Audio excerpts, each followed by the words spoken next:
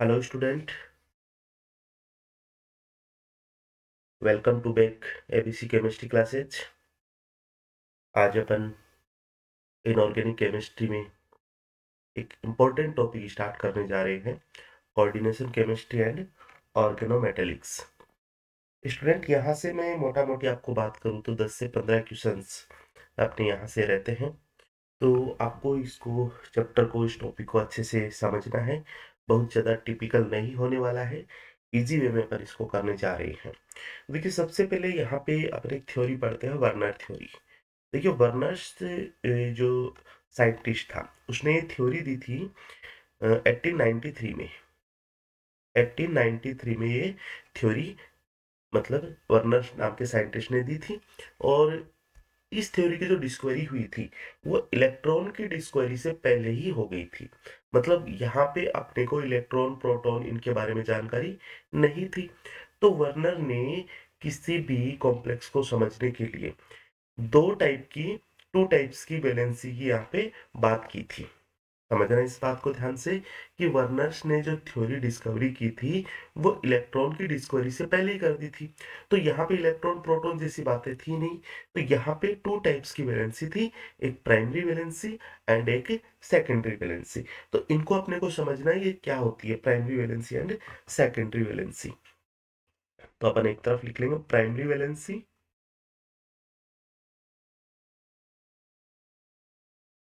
And दूसरी अपनी secondary valency.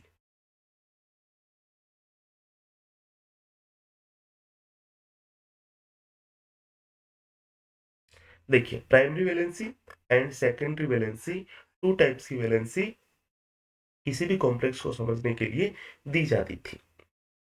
तो प्राइमरी वैलेंसी क्या होती है? ये होती है आयनाइजेबल होती है। It is ionizable. और जो सेकेंडरी वैलेंसी होती है वो आयनाइजेबल नहीं होती है। तो अपन लिख सकते हैं नॉट आयोनाइजेबल। दूसरा, प्राइमरी वैलेंसी ये होती है अपनी नॉन डायरेक्शनल होती है। इन सब का मीनिंग्स अपन समझेंगे। और ये होती है डायरेक्शनल। तीसरी बात इसमें, ये हमेशा नेगेटिव चार्ज से सेटिस्फाई होती है।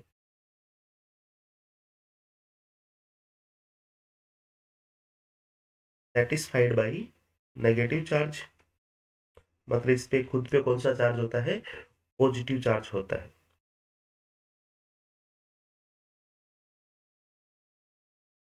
और जो सेकेंडरी वैलेंसी होती है ये satisfy by negative, positive and neutral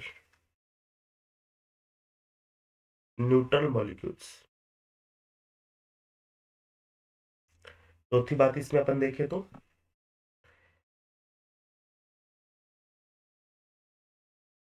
primary valency किसी भी प्रकार की मॉलिक्यूल्स की किसी भी प्रकार की शेप को एसोसिएट नहीं करती है। मतलब इससे अपन मॉलिक्यूल्स की शेप के बारे में पता नहीं कर सकते हैं। तो इसको अपन लिख सकते हैं not associated, not associated with the shape with the shape of the molecule। और इसीलिए अपन इसको नॉन डायरेक्शनल भी बोलते हैं। और जो सेकेंडरी वैलेंसी होती है ये मॉलिक्यूल्स की शेप की जानकारी देती है। Associate with the shape of molecule, shape of molecule. और ये किस तरह से मॉलिक्यूल्स की शेप के बारे में पता करती है? जैसे सेकेंडरी वैलेंसी, सेकेंडरी वैलेंसी मान लीजिए दो है, टू है, तो मॉलिक्यूल्स की शेप होती है लीनियर। सेकेंडरी वैलेंसी 3 है तो होती है अपनी ट्राइगोनल प्लेनर। और इसी तरह से सेकेंडरी वैलेंसी 4 है, 4 है, तो इसको अपन बोल सकते हैं टेट्राहाइड्रल। सेकेंडरी वैलेंसी अगर मान लीजिए 5 है, सेकेंडरी वैलेंसी 5 है, तो इसको अपन बोलते हैं ट्राइगोनल बाइपिरामिड या फिर स्क्वायर प्लेनर। तो कब ट्राइगोनल बाइपिरामिड बोलते हैं, कब स्क्वायर प्लेनर बोलते हैं, इसकी चर्चा अपन आगे कर लेंगे। और दूसरी बात, अगर मान लीजिए सेकेंडरी वैलेंसी 6 है तो मॉलिक्यूल्स की शेप होगी ऑक्टाहाइड्रल। ये बातें हैं। तो क्या क्या देखा अपन ने। नेक्स्ट अपन इसका पॉइंट अपन देखें तो प्राइमरी वैलेंसी को अपन रिप्रेजेंट करते हैं डॉटेड लाइन से, represented by dotted line. Dot dot करके लाइन को अपन प्राइमरी वैलेंसी को शो करते हैं। और सेकेंडरी वैलेंसी को अपन रिप्रेजेंट करते हैं एक मोटी लाइन से, एक थिक लाइन से।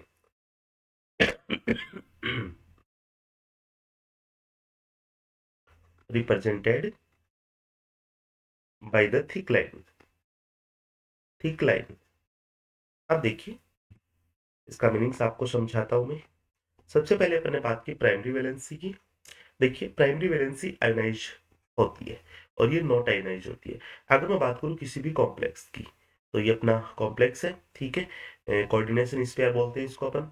और यहाँ पे होता है इसको अपन आयनिक स्पेयर बोलते हैं। ओके, तो कोऑर्डिनेशन स्पेयर पे जो चार्ज होता है, अपन मोस्टली इसको अपन बोलते हैं पॉजिटिव चार्ज होता है।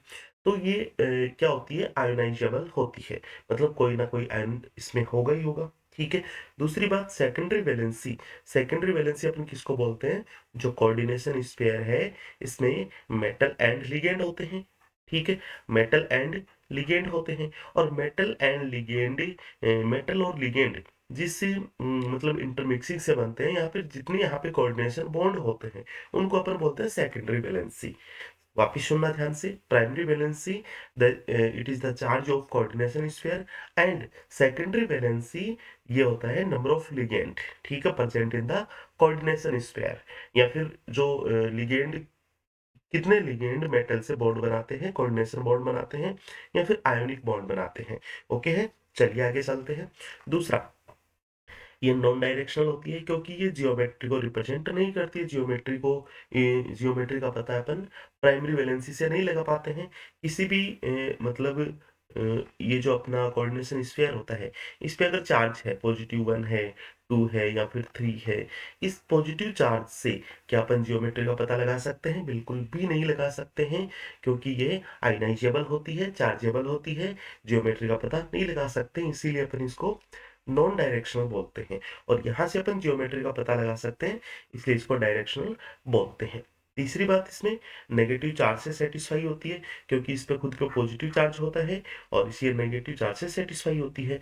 अब यहाँ पे बात करते हैं कि ये नेगेटिव भी हो सकता है, पॉजिटिव और न्यूट्रल, क्योंकि अपन ने देखा है कि जो लिगेंड है, ये जो लिगेंड है जो मेटल से जुड़ा होता है, या फिर मतलब N2L बॉन्ड बनाता है या फिर L2M बॉन्ड बनाता है, जो भी टाइप के बॉन्ड बनाता है, यहाँ पे लिगेंड कुछ भी हो सकता है। ये लिगेंड पॉजिटिव चार्ज वाला भी हो सकता है, नेगेटिव चार्ज वाला भी हो सकता है, या फिर न्यूट्रल भी हो सकता है। ओके, चलिए next, associate with the shape of the molecules. ये मॉलिक्यूल्स की शेप को एसोसिएट नहीं करता है, जबकि सेकेंडरी वैलेंसी होती है शेप का पता करती है। और किस तरह से पता करती है, अगर सेकेंडरी वैलेंसी 2 हो, मतलब लिगेंड की संख्या 2 हो तो लीनियर होगा, 3 हो तो ट्राइगोनल प्लेनर होगा, 4 हो तो टेट्राहाइड्रल होगा। नेक्स्ट अपन चलते हैं, 5 हो तो ट्राइगोनल बाइपिरामिड या फिर स्क्वायर पिरामिडल होगा, और 6 हो तो ऑक्टाहेड्रल होगा। रिप्रेजेंट किस तरह से करते हैं, जैसे मान लीजिए ये मेटल है और अपन ने ये थिक लाइन दी है, तो ये क्या होती है, इसकी प्राइमरी वैलेंसी होती है। और मैं अगर रिप्रेजेंट करता हूँ एक थिक लाइन से, तो ये सेकेंडरी वैलेंसी होती है। और डॉटेड लाइन से जब करते हैं तो ये प्राइमरी वैलेंसी होती है। तो ये रहा बात, यहाँ तक कोई दिक्कत नहीं होनी चाहिए। अब अपन किसी भी कॉम्प्लेक्स को देख के ये भी अपने को पता होना चाहिए कि इस कॉम्प्लेक्स में प्राइमरी वैलेंसी कितनी है और सेकेंडरी वैलेंसी कितनी है। बाद में अपन इसके एप्लीकेशंस पार्ट वो अपन देखेंगे किस तरह से यहाँ से क्वेश्चंस पूछे जाते हैं। चलिए नेक्स्ट बात है इसकी, अपन इस वर्नर्स थ्योरी को अप्लाई करते हैं किसी भी कॉम्प्लेक्स के ऊपर। जैसे कि मान लीजिए कॉम्प्लेक्स अपना CO NH3 6 Cl2 ये है। ओके, एक और लिख देता हूं मैं, CO NH3 5 Cl। हाँ जी,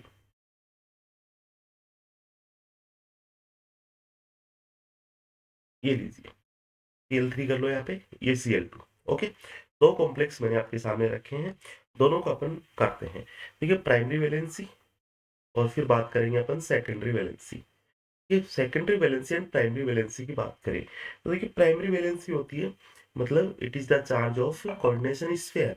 तो कोऑर्डिनेशन स्फीयर देखिए ये वाला पार्ट है और इस पे चार्ज कितना है, ये देखिए यहाँ पे Cl3 है मतलब -3 है, तो इस पे +3 होगा, मतलब प्राइमरी वैलेंसी कितनी होगी, 3 होगी।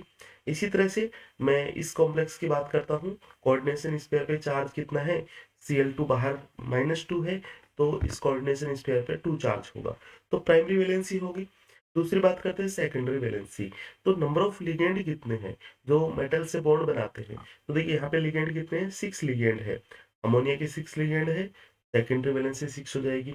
और यहाँ पे भी देखिए लिगेंड 6 है, 5 अमोनिया के हैं और एक ही इसमें क्लोराइड लिगेंड है, क्लोरीन का लिगेंड है जो नेगेटिव है, मतलब न्यूट्रन है और नेगेटिव है, ये कुछ भी हो सकता है लिगेंड। तो सेकेंडरी वैलेंसी मतलब सेटिस्फाई होती है positive negative and neutral, neutral तीनों मॉलिक्यूल से सेटिस्फाई होती है। तो यहाँ पे भी सेकेंडरी वैलेंसी कितनी है, 6 है। ये अपने को मोटा मोटा थोड़ा सा अपने को पता होना चाहिए। अब देखिए मैं एप्लीकेशंस की बात करता हूँ कि क्या क्या इसमें और क्वेश्चंस अपने को पूछे जा सकते हैं वर्नर्स थ्योरी में। तो नेक्स्ट अपन लगा देंगे application, application of Werner theory.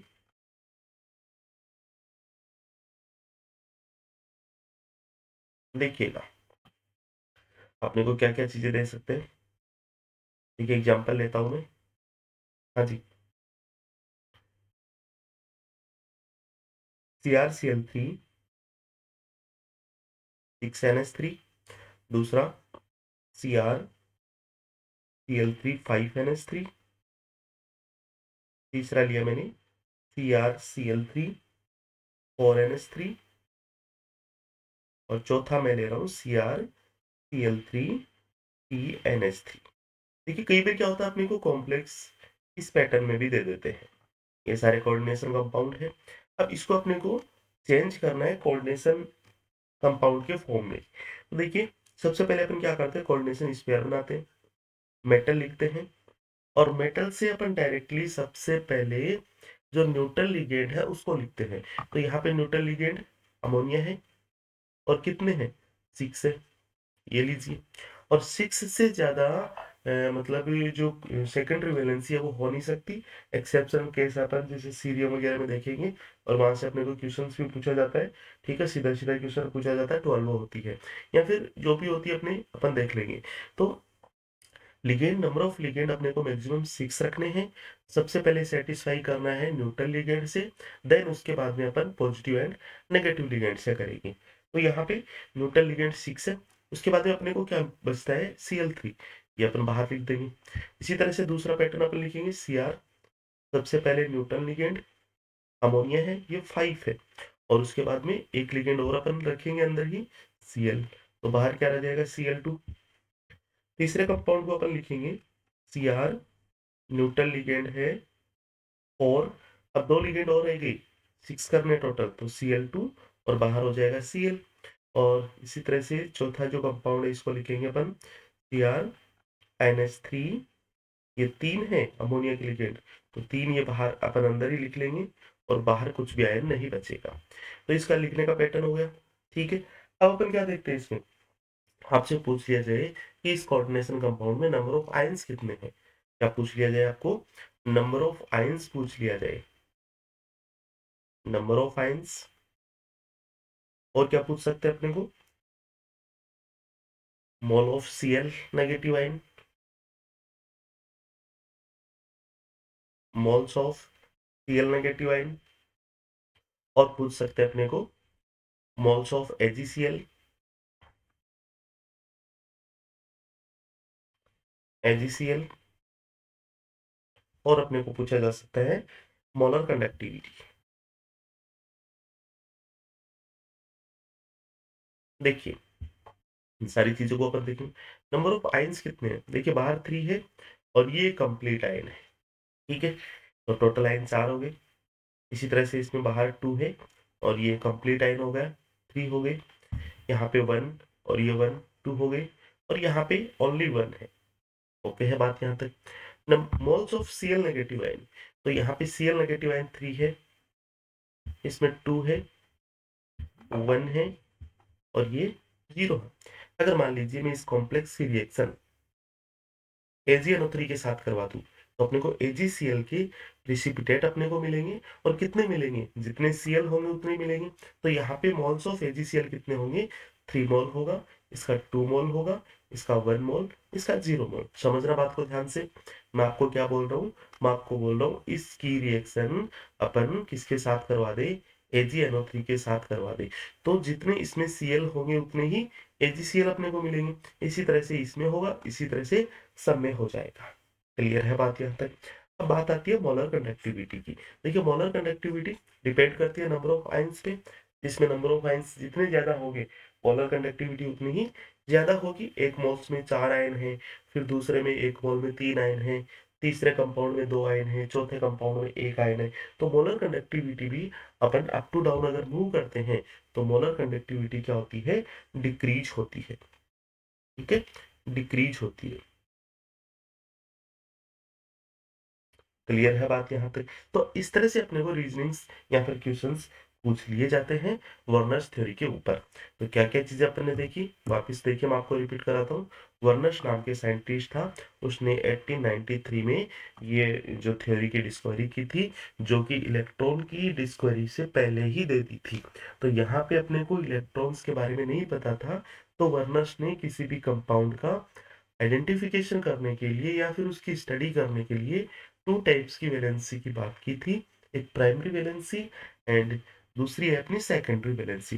Primary valency मोटा मोटी सोचो आप कॉम्प्लेक्स के ऊपर जो चार्ज है, ठीक है, तो ये क्या होती है अपनी आयनाइजेबल होती है। दूसरी नॉन डायरेक्शनल होती है, क्योंकि ये ज्योमेट्री का पता नहीं करती है, शेप का पता नहीं करती है। अच्छा, नेगेटिव चार्ज से सेटिस्फाई होती है, बिकॉज कोऑर्डिनेशन स्फीयर की अपन बात करते हैं तो उस पर खुद पे पॉजिटिव चार्ज होता है। दूसरी तरफ मैं बात करूं सेकेंडरी वैलेंसी, तो ये होती है नंबर ऑफ लिगेंड्स। तो नंबर ऑफ लिगेंड्स मेरे हिसाब से कोई आयोनाइजेबल नहीं है। दूसरे अपन डायरेक्शनल होते हैं, क्योंकि शेप का पता करते हैं। और ये लिगेंड्स पॉजिटिव हो सकता है, नेगेटिव हो सकता है, न्यूट्रल भी हो सकता है। ओके है।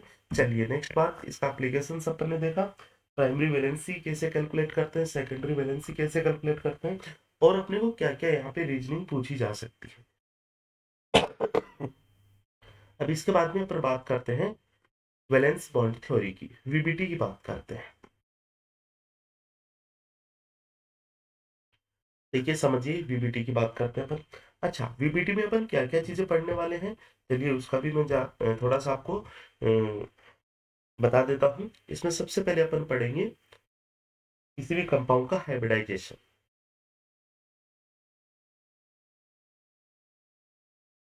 हाइब्रिडाइजेशन पढ़ेंगे अपन वीबीटी से। दूसरा अपन पढ़ेंगे शेप पढ़ेंगे। तीसरी अपन चीज देखेंगे इसमें number of unpaired electron.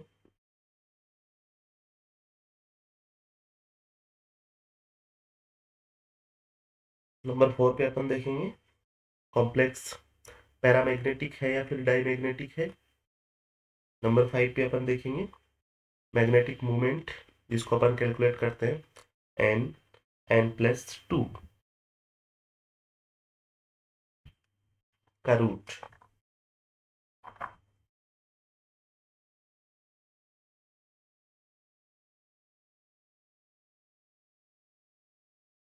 Next 6 number पे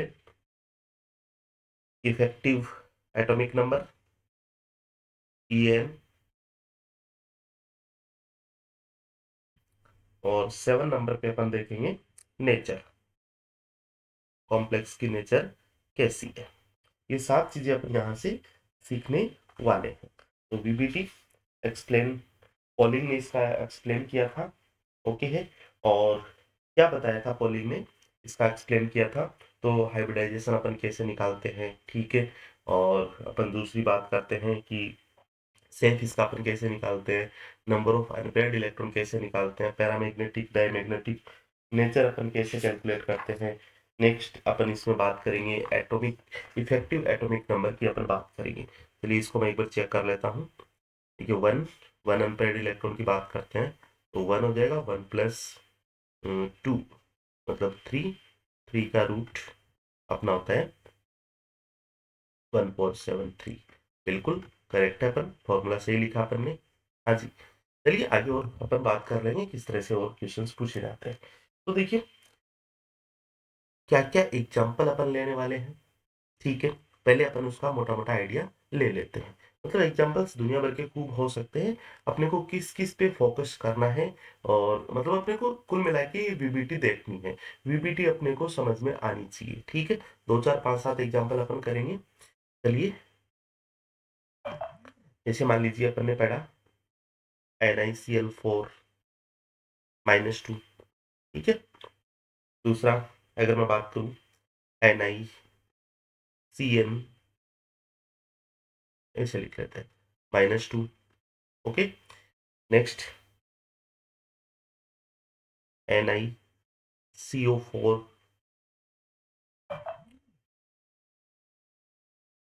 प्लेटिनम Cl4 - 2, जैसे कि FeCl6 - 3, और भी हो सकता है FeCN6 - 3, FeCO5। ये अपन एग्जांपल्स लेने वाले हैं, इन पे अपन स्टडी करने वाले हैं। जैसे अपना IrCl6 - 2, और भी अपन बाकी एग्जांपल दुनिया भर के ले लेंगे। तो देखिए, वीबीटी को सीखने से पहले सबसे पहले अपने को क्या क्या चीजें पता होनी चाहिए, ठीक है। अपने को पता होनी चाहिए, देखिए मोस्टली अपन बात करें कि जो कोऑर्डिनेशन केमिस्ट्री है, कोऑर्डिनेशन कंपाउंड है, वो डी ब्लॉक एलिमेंट्स है, उन पे डिपेंड रहता है। जो मेटल अपन यूज करते हैं ऑलमोस्ट डी ब्लॉक एलिमेंट्स, और कुछ अपन ए ब्लॉक एलिमेंट की भी बात करते हैं। तो डी ब्लॉक एलिमेंट्स का कंप्लीट सीरीज अपने को पता होना चाहिए, ठीक है। क्या पता होना चाहिए? डी ब्लॉक एलिमेंट्स का कंप्लीट सीरीज। तो इसमें कौन कौन से सीरीज आते हैं, डी ब्लॉक में कौन कौन से सीरीज आता है? एक तो 3D आता है, एक 4D आता है, और एक क्या आता है, 5D आता है, ओके। 3D 4D 5D, ये सीरीज है इसकी। और 3D में क्या क्या आता है? 3D में आपको पता है स्कैंडियम आ गया, टाइटेनियम आ गया, vanadium, chromium, manganese, iron, cobalt, निकल, कॉपर, जिंक,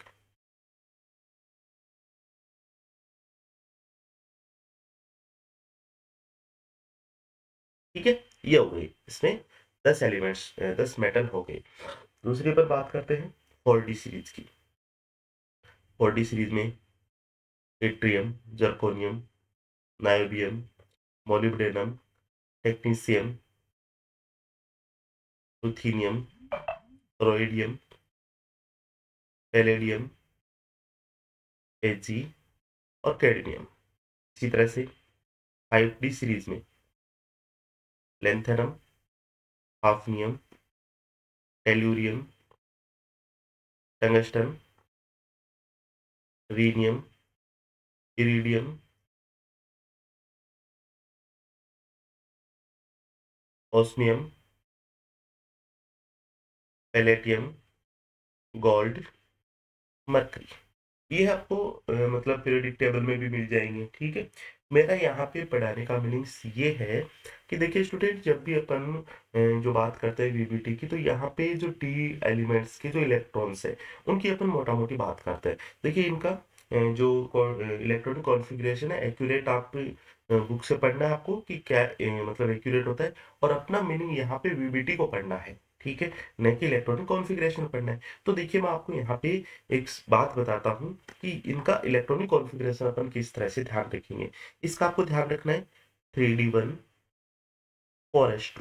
ओके, इसका क्या हो जाएगा, इसका हो जाएगा 4d1 हो जाएगा, 5s2 हो जाएगा। इसका क्या हो जाएगा, 5d1 6s2।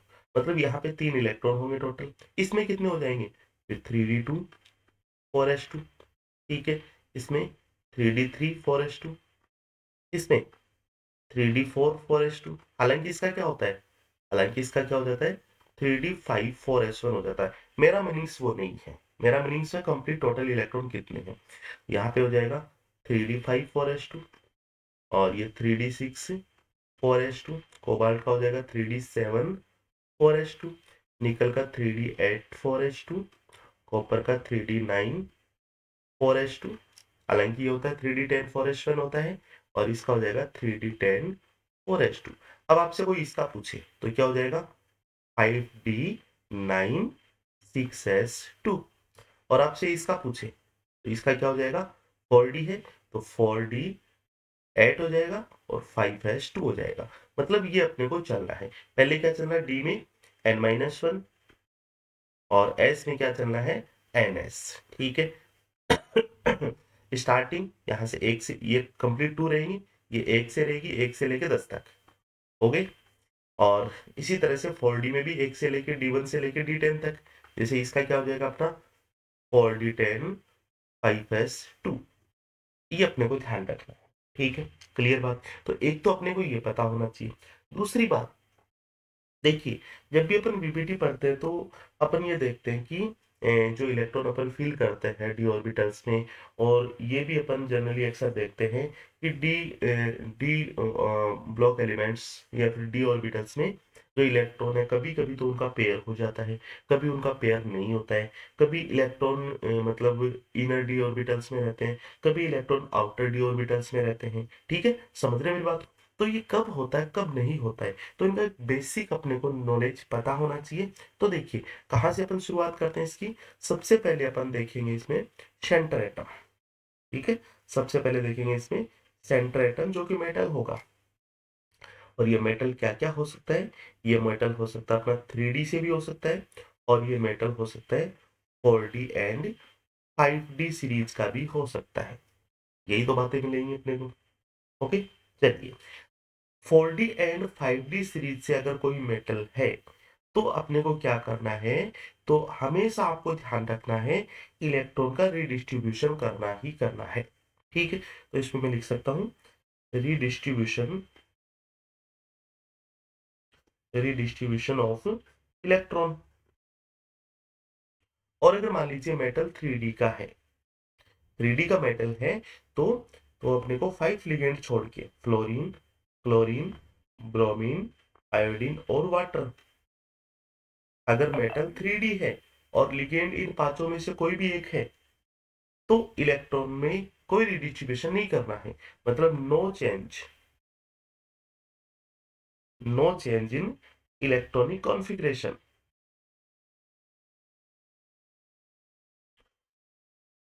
कॉन्फ़िगरेशन।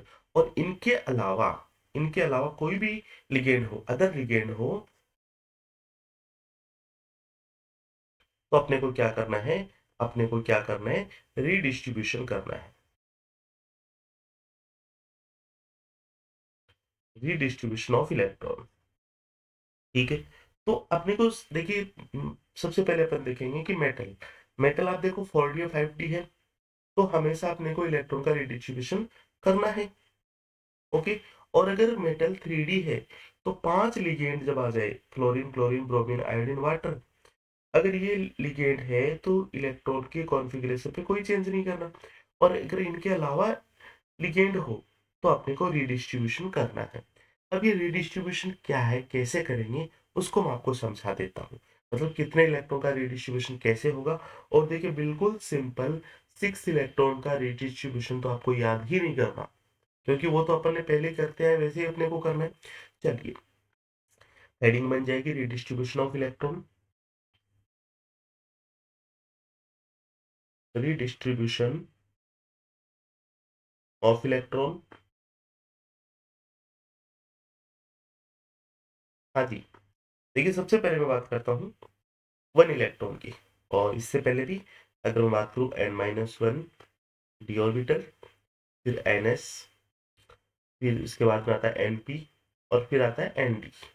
ठीक है, n-1 जो ऑर्बिटल है, जैसे मान लीजिए 3d है, फिर उसके बाद में ns आ जाएगा 4s, फिर p आ जाएगा 4p, फिर 4d, इस तरह से। ओके है, तो इसमें n-1 ये 3 ऑर्बिटल और ये 2 ऑर्बिटल, बस लिखने के लिए बनाए मैंने। s अपना 1 होता है, p अपने 3 होते हैं, और nd वही अपने 5 होते हैं d में। इसकी कहानी आप समझेंगे, ठीक है।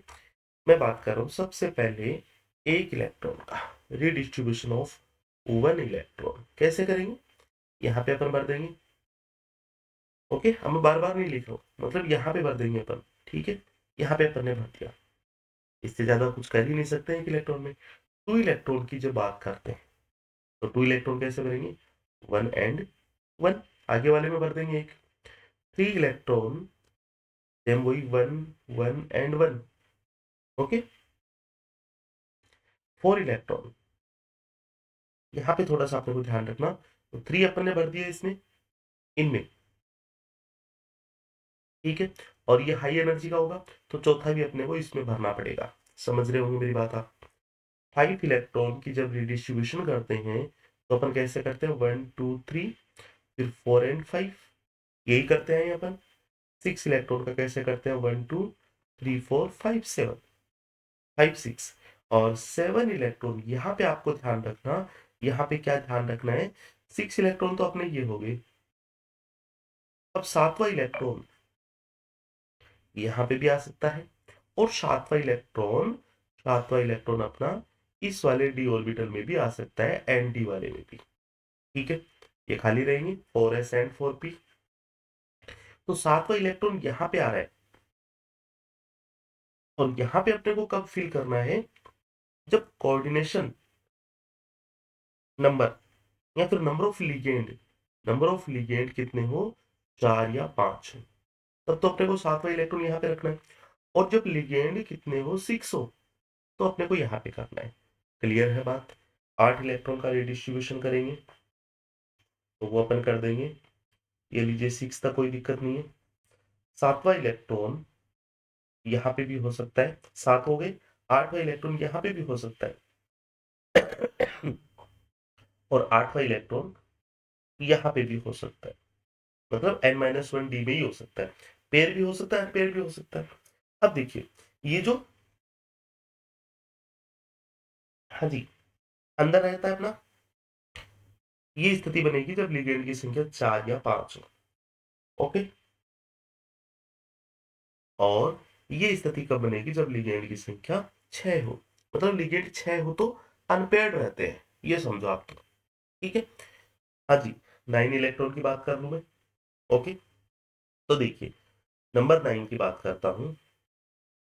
नोवा इलेक्ट्रॉन, 9 इलेक्ट्रॉन का रिडिस्ट्रीब्यूशन कैसे करते हैं, तो 6 तो मैं ये कर रहा हूँ, 2 2 4 2 6, फिर 7 8 हो गया। 9 इलेक्ट्रॉन यहाँ पे भी रख सकते हैं, और 9th जो इलेक्ट्रॉन है वो बाहर वाले डी ऑर्बिटल में भी रख सकते हैं। और यहाँ पे कब रखेंगे, जब लिगेंड की संख्या 4 या 5 हो, और यहाँ पे रखेंगे जब लिगेंड की संख्या 6 हो। ये अपने को ध्यान रखना मोटा मोटी इन 3 का। 7 इलेक्ट्रॉन कैसे भरेंगे, 6 का पेयर कर देंगे। 7वां n-1 डी में भी रख सकते हैं और एन डी में भी रख सकते हैं। इनर डी ऑर्बिटल में कब रखेंगे, जब लिगेंड की संख्या 4 या 5 हो। और आउटर में कब जाएगा इलेक्ट्रॉन, जब लिगेंड की संख्या 6 हो। इसी तरह से 8 इलेक्ट्रॉन कैसे रिडिस्ट्रीब्यूशन करेंगे, पेयर्ड कब करेंगे, जब लिगेंड की संख्या 4 या 5 हो। और अनपेयर्ड कब करेंगे, लास्ट के दो, जब लिगेंड की संख्या 6 हो।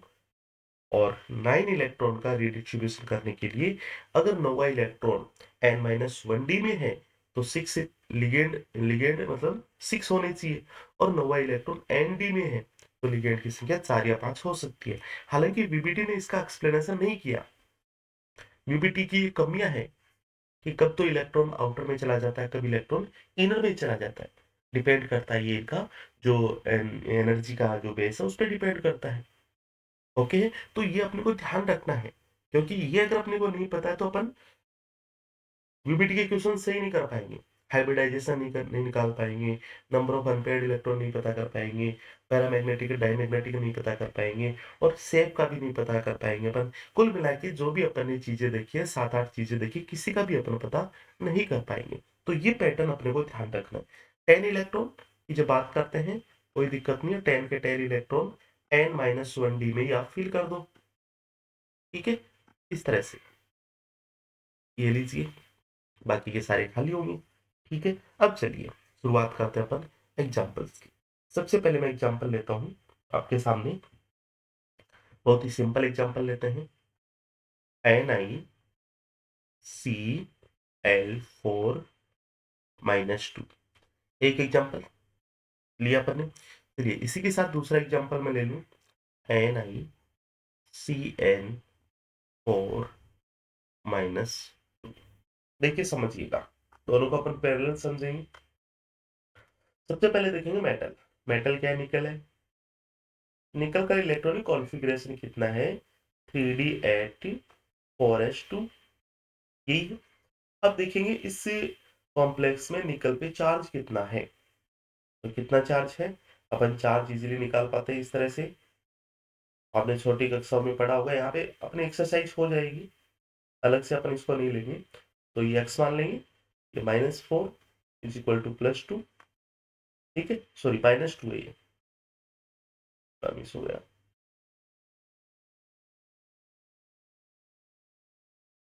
-2 -2 यहाँ पे, और ये -2, x इज इक्वल टू हो जाएगा +2। ओके है, तो निकल पे कितना चार्ज आएगा? +2 आएगा। क्लियर है बात यहाँ तक? अब निकल +2 का मतलब 2 इलेक्ट्रॉन बाहर निकालेगा। अब 2 इलेक्ट्रॉन बाहर कौन से निकालेगा?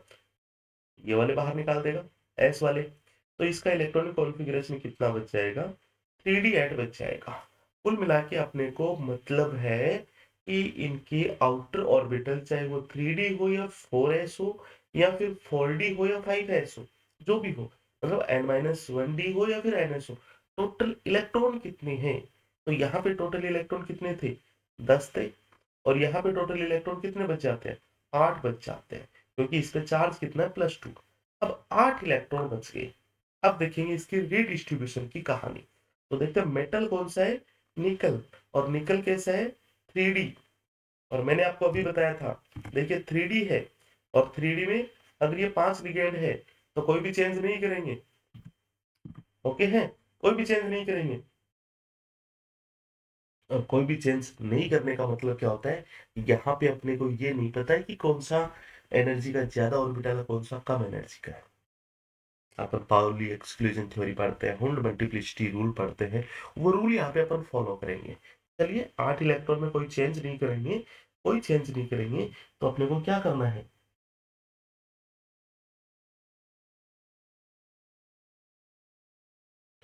3d 4s 4p होगा, आगे लिख लेंगे 4d। चलिए ओके है। अब इलेक्ट्रॉन फिल करना है अपने को, 8 इलेक्ट्रॉन फिल करने। देखिए 1 2 3 4 5, रीडिस्ट्रीब्यूशन नहीं है, तो अपन पहले एक एक इलेक्ट्रॉन सब में भरेंगे, उसके बाद में 6 7 8 ये कर दिया अपन ने। अब इलेक्ट्रॉन फिल करने के बाद में देखेंगे कि निकल जो लिगेंड कितने हैं? 4 है।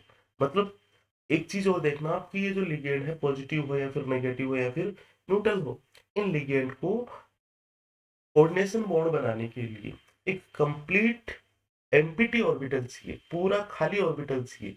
ऐसा नहीं है कि एक ऑर्बिटल में 2 इलेक्ट्रॉन आते हैं, एक है और उसके साथ में बॉन्ड बना लेगा, ऐसा नहीं होगा। बिल्कुल खाली ऑर्बिटल चाहिए।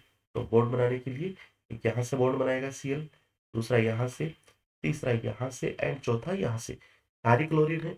अब देखिए कौन कौन से ऑर्बिटल्स यूज हो रहे हैं कोऑर्डिनेशन बॉन्ड बनाने के लिए, sp3। तो हाइब्रिडाइजेशन क्या हो जाएगा इसका, sp3। और sp3 हाइब्रिडाइजेशन है तो उसकी जो जियोमेट्री होती है बचपन से अपन पढ़ते आ रहे हैं, टेट्राहाइड्रल होती है। कैसी होती है इसकी जियोमेट्री की भी बात करूंगा तो कैसी होती है, टेट्राहाइड्रल जियोमेट्री होती है। क्लियर बात। अब देखिए आपको क्या क्या चीजें पूछी जा सकती है। दूसरी चीज आपको number of unpaired electron, number of unpaired electron पूछे जा सकते हैं, कितने हैं, 2 है। ओके। आपको म्यू की वैल्यू पूछी जा सकती है तो वो निकाल देंगे अपन, कितनी हो जाएगी, कितनी हो जाएगी,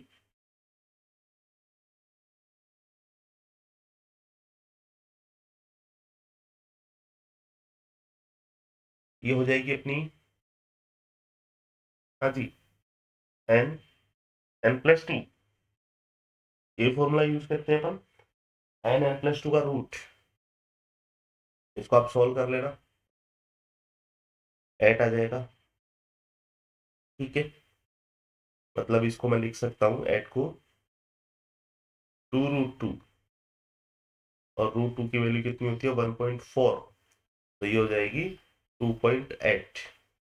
क्लियर है। या फिर देखिए आपको देसी तरीका बताता हूँ, जब भी अनपेयर्ड इलेक्ट्रॉन 2 हो, या फिर जब भी अनपेयर्ड इलेक्ट्रॉन 1 हो, 2 हो, 3 हो, 4, 5, जितने भी हो, इसका म्यू का वैल्यू होगी 1.75 मान लो, मतलब 2.25 के समथिंग।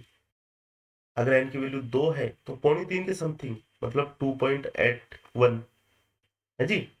अगर एन की वैल्यू 3 है तो 4.25 के समथिंग, मतलब 3.79 मिल जाएगा आपको ऑप्शन में। अगर एन की वैल्यू 4 है तो क्या हो जाएगी 4.25 के समथिंग, मतलब 4.83 मान लो। ठीक है, और 5 है तो कितनी हो जाएगी 6.5 के समथिंग, 5.78। ठीक है। अब आपको देखिए यहाँ तो इस तरह से आपको क्वेश्चंस पूछे जा सकते हैं कि इसका मतलब मैग्नेटिक मोमेंट क्या है, नंबर ऑफ अनपेयर्ड इलेक्ट्रॉन कितने हैं बता सकते हैं, हाइब्रिडाइजेशन अपन ने निकाल लिया, सेफ अपन बता सकते हैं। ठीक है। अब दो चीजें इसमें बचती, पैरामैग्नेटिक एंड डायमैग्नेटिक, देख लेंगे। इसका जो ये एक्साइटेशन स्टेट का जो अपन बनाते हैं फील करते हैं, तो इसमें अनपेयर्ड इलेक्ट्रॉन 2 है, दैट मींस ये पैरामैग्नेटिक होगा। डायमैग्नेटिक पैरामैग्नेटिक अपन इजीली बना सकते हैं। ठीक है, तो ये रीजनिंग्स बनती है। एक बात अपने को मैग्नेटिक मूवमेंट पता करना सीख गए, 1 है तो 2.2 के समथिंग, 2 है तो 3.5 के समथिंग, 3 है तो 4.5 के समथिंग, 4 है तो 5.5 के समथिंग, 5 है तो 6.5 के समथिंग, एंड 6 है तो 7.5 के समथिंग भी हो जाएंगे। ठीक है, ऐसी स्थिति बनेगी नहीं, टिपिकल स्थिति होती है। अब यहां से जनरली अपने को देखिए जो पार्ट अपना बी होता है, जिसमें अपन जो 2 नंबर के क्वेश्चंस इंक्लूड करते हैं, वहां पे अपने को क्वेश्चंस पूछे जाते हैं।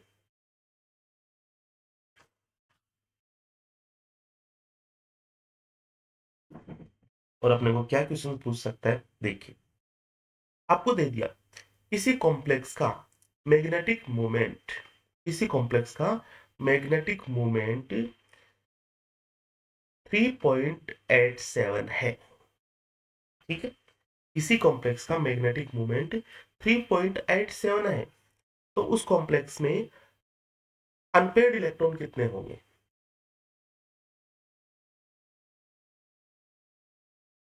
बात समझ में आ रही है मेरी, अनपेयर्ड इलेक्ट्रॉन कितने होंगे, तो अनपेयर्ड इलेक्ट्रॉन कितने हो जाएंगे स्टूडेंट, 3 हो जाएंगे। मैंने आपको बताया 3 है तो 4.5 के समथिंग, और ये 4.5 के समथिंग डाटा है, इसको आप देख लेना, बहुत ही इजी वे में आप इस क्वेश्चन को कर जाओगे। क्लियर है मेरी बात यहाँ तक। चलिए आगे बढ़ते हैं। चलिए दूसरा एग्जाम्पल्स लेते हैं NiCN4 का। अब 2-4 एग्जाम्पल्स मैं आपको कराता हूँ, फिर आप एक्सरसाइज खुद करना। ठीक है, NiCN4-2।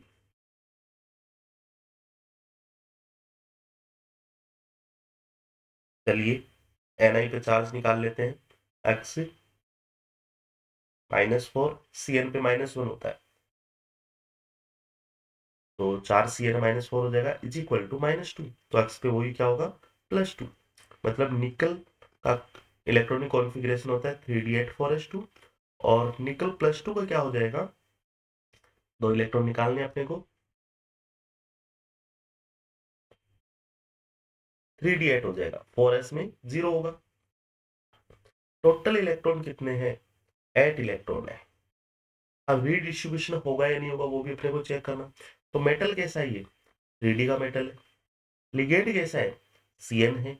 मैंने आपको 5 लिगेंड बताए, फ्लोरीन, क्लोरीन, ब्रोमीन, आयोडीन और वाटर। अगर ये 5 लिगेंड होते हैं तो रीडिस्ट्रीब्यूशन नहीं करवाना, अदरवाइज करवाना है। कितने इलेक्ट्रॉन का करवाना है, 8 इलेक्ट्रॉन का करवाना है। चलिए 8 इलेक्ट्रॉन का आपने सीखा है अभी कैसे करते हैं, 8 इलेक्ट्रॉन का ये वाला, ठीक है। तो 8 इलेक्ट्रॉन का जो दो तरीके से मैंने आपको बताया, जब लिगेंड 6 हो, लिगेंड 4 या 5 हो, और यहाँ पे लिगेंड कितने हैं, 4 हैं। तो कैसे करेंगे अपन, नीचे वाला ये करेंगे। चलिए इसको लिख लेते हैं, कैसे बता दिया मैंने। ये 6 इलेक्ट्रॉन फिल हो गए,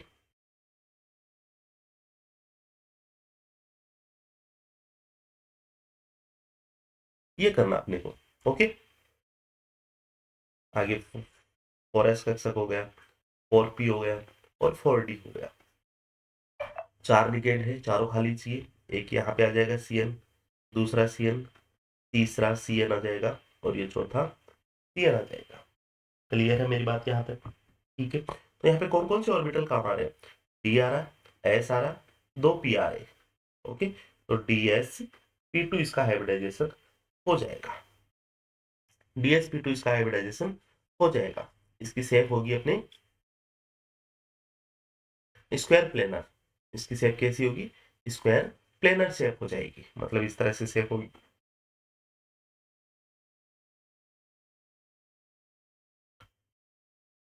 स्क्वायर प्लेनर शेप हो जाएगी। क्लियर है बात। अनपेयर्ड इलेक्ट्रॉन कितने होंगे, 0। मैग्नेटिक मोमेंट क्या होगा, 0। कंपाउंड की नेचर कैसी होगी, डायमैग्नेटिक होगी। क्लियर है इतनी बातें। चलिए आगे बढ़ते हैं। हाँ जी, नेक्स्ट नेक्स्ट एग्जांपल लेते हैं। Platinum Cl4-2। देखिए प्लेटिनम कहाँ पे आता है, ये आपको याद रहना चाहिए, ठीक है। प्लेटिनम आता है यहाँ पे, 5D सीरीज का मेटल है। मतलब क्या होगा इसका, 5D8 6s2, ये इसका कॉन्फ़िगरेशन होगा। क्लियर है। चलिए प्लेटिनम का कॉन्फ़िगरेशन क्या हो जाएगा, 5D8 6s2, और यहाँ पे चार्ज कितना आ जाएगा, x -4 -2, मतलब +2 चार्ज आएगा। तो प्लेटिनम +2 पे कितना होगा कॉन्फ़िगरेशन, 2 इलेक्ट्रॉन बाहर निकल जाएंगे, ये लीजिए। तो टोटल इलेक्ट्रॉन कितने हो जाएंगे, टोटल इलेक्ट्रॉन 8 हो गए। अब इसका रीडिस्ट्रीब्यूशन करना है नहीं करना, देखिए मेटल 5D सीरीज का है तो करेंगे हमेशा, दिखाया मैंने आपको। 3D हो तो 5 लिगेंड में नहीं करना, बाकी समय करना। और 5D और 4D सीरीज का मेटल हो तो अपने को रीडिस्ट्रीब्यूशन करना ही करना है, ओके। तो 8 इलेक्ट्रॉन का करना है, कैसे करते हैं अभी अपन चेक करके आए हैं। तो ये हो जाएगा अपना 3D, सॉरी 5D, फिर 6s, 6p और 6D। 8 इलेक्ट्रॉन इस तरह से भर देंगे इसमें, ये लीजिए, ठीक है। क्योंकि लिगेंड कितने इसमें 4 है, और लिगेंड अगर 6 होते तो एक इलेक्ट्रॉन यहाँ पे, एक इलेक्ट्रॉन यहाँ पे भरते, ठीक है। वो अपने को नहीं करना, यहाँ पे ऐसी स्थिति नहीं है। 4 लिगेंड चाहिए, ये लीजिए चारों लिगेंड आ गए। ऐसी शेप हो जाएगी dsp2 हाइब्रिडाइजेशन, और ये हो जाएगी अपनी स्क्वायर प्लेनर हो जाएगा। नंबर ऑफ अनपेयर्ड इलेक्ट्रॉन 0 होंगे और डायमैग्नेटिक की नेचर हो जाएगी। क्लियर है बात।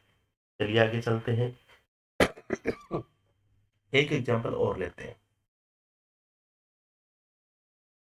CrCO6, CrCO6, ओके है। Chromium electronic configuration 3d4 4s2, okay. Chromium का, और इस पे कोई चार्ज है नहीं, न्यूट्रल स्पीसीज है। कोबाल्ट CO कार्बोनिल जो लिगेंड है न्यूट्रल होता है, तो चार्ज भी न्यूट्रल है, कोई भी चार्ज नहीं है। ओके, अब इसका रिडिस्ट्रीब्यूशन करेंगे या नहीं करेंगे इलेक्ट्रॉन का, वो बात डिपेंड करती है। देखिए ये 3D सीरीज का मेटल है और 5 लिगेंड में से है नहीं, मतलब करना है। कितने इलेक्ट्रॉन का करना है? टोटल इलेक्ट्रॉन हो जाएंगे 6। ठीक है, 4 और 2 टोटल इलेक्ट्रॉन की बात कर रहा हूं मैं, नहीं कि डी इलेक्ट्रॉन की। ठीक है, क्योंकि एक्साइटेशन स्टेट में सारे इलेक्ट्रॉन मतलब निकल के वापस फिल होते हैं। तो टोटल इलेक्ट्रॉन की बात करें, रिडिस्ट्रीब्यूशन होगा 6 इलेक्ट्रॉन का होगा। तो किस तरह से करते हैं अपन 6 इलेक्ट्रॉन का? ये 6 इलेक्ट्रॉन ऐसे फिल कर दिए, ये डी का ऑर्बिटल्स रह गए 2, ये एस है, ये पी है 3, और ये वापिस 4D है। ओके, 6 लिगेंड्स ये 1 2 3 4 5 और 6, 6 लिगेंड है, 6 लिगेंड है। और कौन कौन से काम आ रहे हैं? DSP, तो D2sp3। कई बार क्या होता है sp3d2 होता है, और कई बार D2sp3 होता है।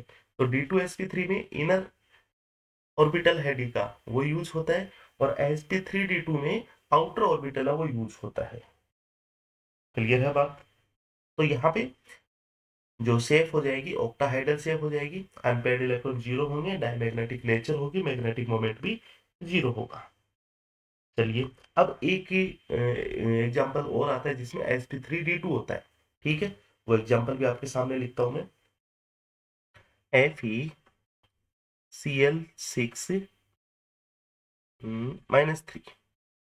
ठीक है, देखिएगा, चार्ज निकालते हैं, x -6 -3, मतलब x is equal +3। Fe+3, Fe का कितना होता है इलेक्ट्रॉनिक कॉन्फ़िगरेशन? 3d6 4s2, और इसमें से 3 इलेक्ट्रॉन बाहर निकल गए, तो क्या बचेगा? 3d5 4s0। अब रीडिस्ट्रीब्यूशन करवाना या नहीं करवाना, तो Fe आयरन होता है, 3D सीरीज का होता है, और क्लोरीन लिगेंड है, मतलब नहीं करवाना। ऐसा कैसा भरना है, और ऐसा कैसा कब भरते हैं अपन? ये लीजिए 3D 1 2 3 4 5, ऐसा कैसा भर दिया? 4s में 0, 4p ये खाली है, और 4d ये भी 5 ऑर्बिटल खाली है। कितने लिगेंड चाहिए? 6 लिगेंड चाहिए, तो एक Cl, 2 3 हो गया, 4 हो गया, ये 5 और ये 6। इसमें देखिए sp3d2, ये हाइब्रिडाइजेशन है। सेफ हालांकि ऑक्टाइडल ही होगा। अनपेयर्ड इलेक्ट्रॉन कितने होंगे? n की वैल्यू 5 होगी, तो म्यू का मान कितना होगा? 5.73 होगा। बात ओके है? अब 3 examples, scandium, titanium and vanadium. 3 example की बात कर रहा हूं जो आपको ध्यान रखना है। स्कैंडियम का एक्वा कॉम्प्लेक्स, टाइटेनियम का एक्वा कॉम्प्लेक्स, और वेनेडियम का एक्वा कॉम्प्लेक्स।